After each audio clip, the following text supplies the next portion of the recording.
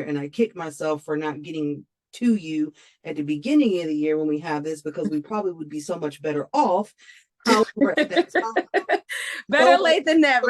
That's what I said. And I was like, I should have just stopped and said, call Betty.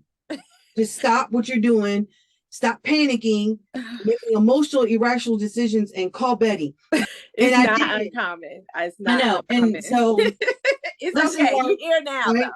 I'm here now. So that's why I'm just like, shit.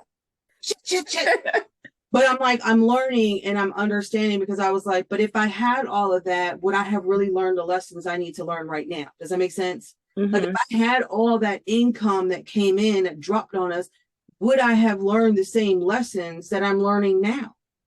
I don't. Yeah, I mean, it might be better off that you're meeting. Like, I feel like God's timing is always perfect. Yes. So if you wouldn't have had these obstacles to be able to see how the system actually does work when you have like crazy things happen.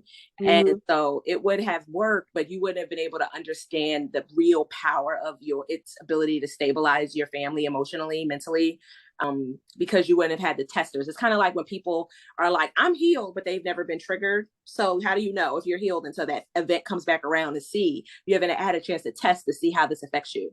So now you have had something pop up in your life and you're like, oh, you had a moment where you went through like a really stressful week, a depressive week, where you just checked out and you had an opportunity to see the system work out, where before you may not. If you're in a great space, you don't really know why this works in lows, like why this is so important. You